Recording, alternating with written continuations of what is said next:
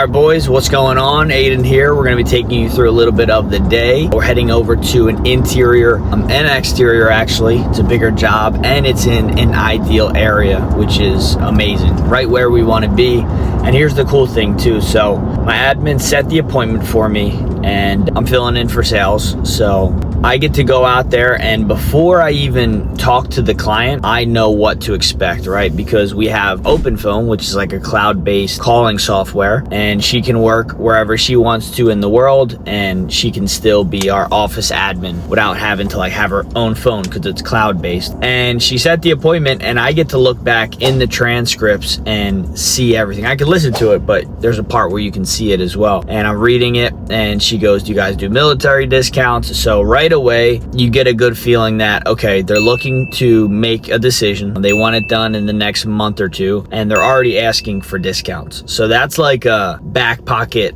some ammo I have in order to help close this deal. So we're going to do our process. We're going to do it right. And hopefully we can walk out of here with it signed, sealed, and delivered. So that'd be a good win. A little update on the new painters.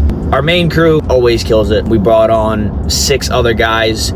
One has yet to take a job from us just because he has to still get his paperwork right, but he's now officially ready to go. And then the other crew has been crushing it for us, so that's really good. Nothing but 5-star reviews, taking care of the clients, doing everything they need to do. So that's exactly what we anticipated, and we're glad it's working out. So I want to talk about a guy that I'm working with currently.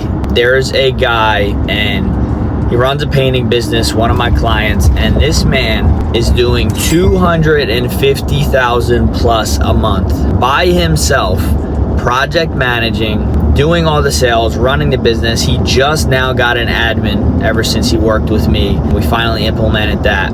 It's only been a few weeks. I had to dissect everything he had going on, but we're now starting to add real structure, right? Brought in the admin. So he's like, dude, even the admin just not having to answer phone calls all day has been a game changer. Next, we're doing a project manager because he has enough work to keep that guy busy on a consistent basis. And then once we get the work all dialed in and we have a machine for production, then we're gonna bring in the sales rep. And we're kind of doing it at the same time just because of how big he is. So we have somebody that goes with him on the estimates and kind of just learns, our process and whatnot. But it's incredible what guys can do on their own, is why I'm mentioning this. $250,000 in sales monthly by himself, managed, produced, sold. That's insane. Answering all the, phone calls, and our client is texting us she doesn't need us to come out anymore right now. Live. Fuck. So this is what we deal with, right? That's the reality of it. So I'm going to give her a call and see what happened, and I will keep you guys posted. Unfortunately, I don't have another phone so you guys can hear the conversation, but I'll report back. Damn, man. That's tough, man. That's a tough pill to swallow. And the cool thing about being, business owner, entrepreneur, you eat what you kill. You get to be so competitive about things, and this is the one thing that doesn't sit right with me, right? So now I kind of got to go back to the team, kind of talk to them about how we can do things better moving forward. And also, we just lost a deal that was right near my house, and it was the guy owned a nice boat. The public sees this house all the time. There was a nice boat, and I was telling him, look, I'm local. He was a very, very, straight alpha to the point guy. And I told him, hey, man, I knew he was trying to support local. And that's exactly what we are, right? I was down the street. And then when I followed up and asked kind of what happened, why we lost the deal, and he was like, oh, I went with somebody local right down the street. And I was like, we're right down the street too, right? And he's like, oh, well, this guy's closer, just giving me excuses. So it was kind of like a smokescreen, but also he said I was $2,000 more. So I did the math, and I'm like, damn, that person who's doing that job, not making much. So that one I got a little undercut, which is okay, it happens. But it definitely was a tough pill to swallow, to think I see this house every single day. It's a very public house. It would have done great on socials locally. So it's all good. You win some, you lose some. You're gonna see the project we have going on now. It's in a great neighborhood. It was actually a referral that we paid $150 to the person that gave us the lead, past client. So keep that in mind, guys. Tell everybody, look, we pay out $150 for any landed project or referral. Amazon gift card right to their email. Boom, done. Get some deals, boys. All right, so got some information. Essentially, we had booked the appointment too far out. Damn, this is a great lead too. So she had some scheduling issues when she originally did the appointment, and she couldn't meet like until like after 6 every day or on like a Friday, and that Friday was already like booked up for me. I might have been doing something. I don't know the exact situation at the time, but usually we try to get all our appointments within a week. Right? If you call on a Tuesday, we try to get you in by Friday latest, because you lose momentum, right? Somebody else could come on the weekend or before you and kind of snag up that deal, or they lose the motivation. So I think that's what happened here. We just booked them out a little bit too far. So we have to, figure it out. She said her house was already painted. So that's crazy. She moved way faster than we even realized, really. So we're going to detour. We're going to head to a project that we got going on, a full exterior, visit the guys, and yeah, we'll try and figure out the day and go from there. All right, so we just pulled up to the job site exterior here, and there is no lawn sign out front. Somebody's about to get torn a new one. Nah, I'm kidding. But I gotta put a lawn sign up and ask if they don't have one, why it ain't up. It's the little things, right? Because like we're in a nice area. That could be an extra lead that really makes a difference, so just making sure your guys are following the process and doing whatever they have to do to make sure that they're setting the company up for success also. I don't ask for much, right? Do the job, do it right, make sure customer's happy, and put a lawn sign up, wear the shirts, I'll be happy. All right, boys, just checked in with Mr. Supervisor.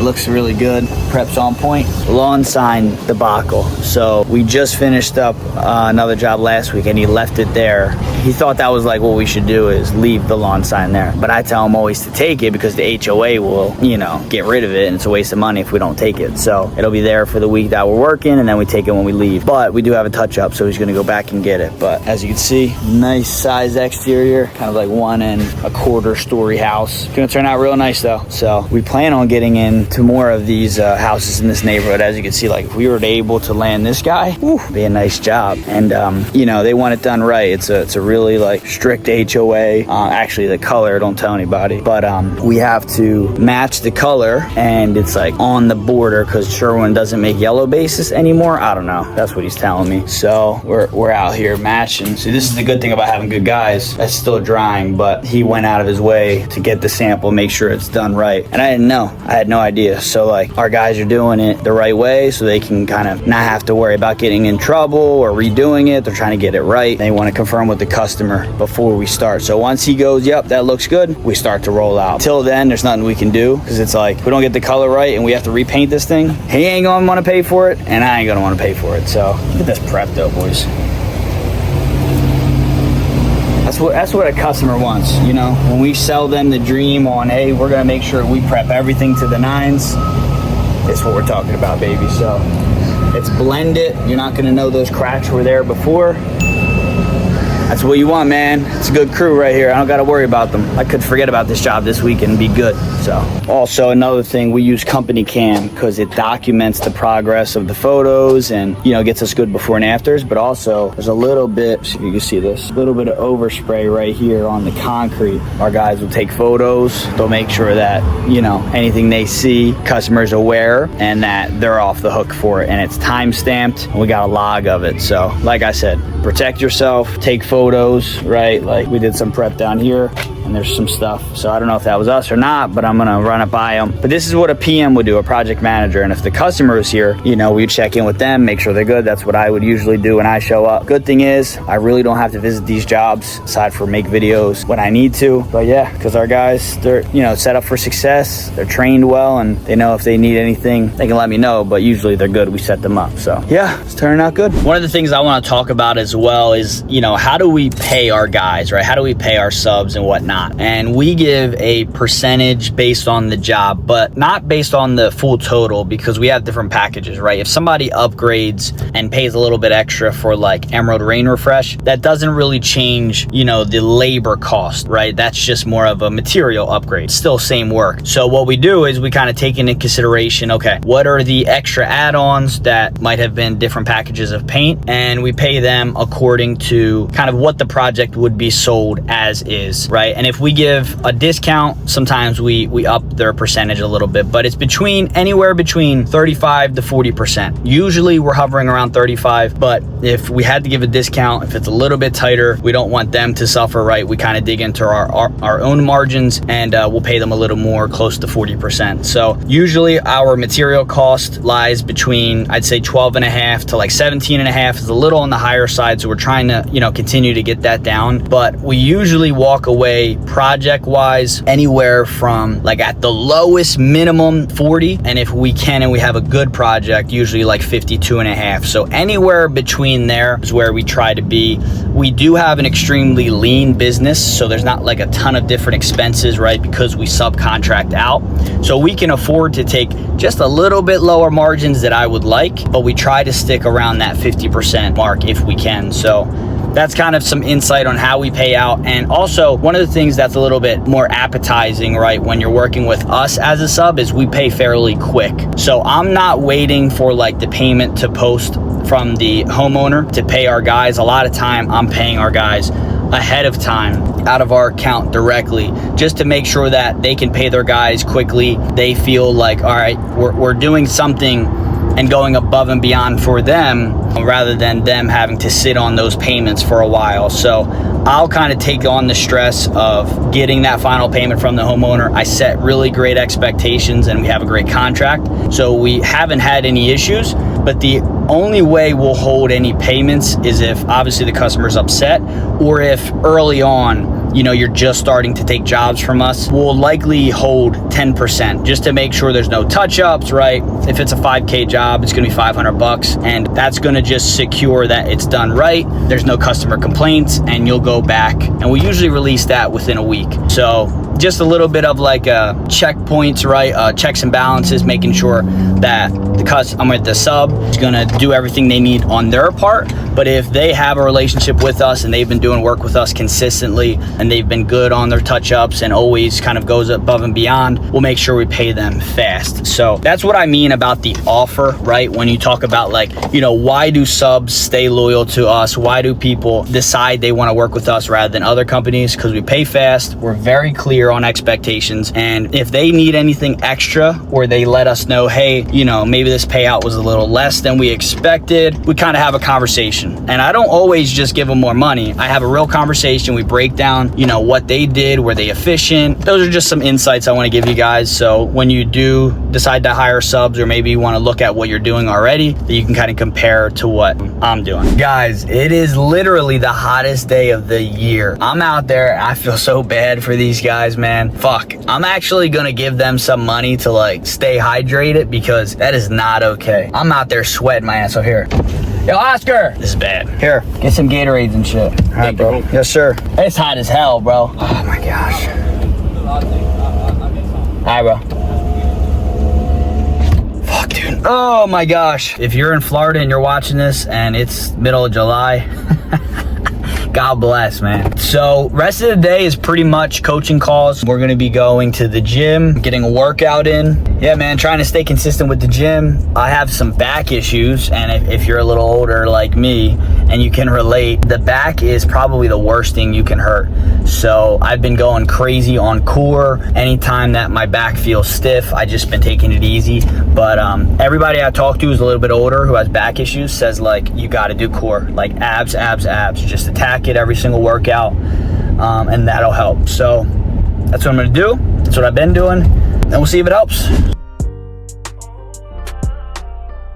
All right, boys, that pretty much wraps it up for this one. Pretty short day as far as the painting business. Like I said, I spend maybe 20 hours or less a week, and now that we have somebody else, you know, hopping in and helping us out with sales. Hopefully that goes down a little bit and I can focus on other aspects of the business. But we are starting a new kind of program for guys that are looking to start a painting business or in the really early stages, under 30K a month. It's $97. You get in the community. We give you access to one coaching call a week. You get access to different resources for video modules, education. We want the guys that are early on to be able to get support.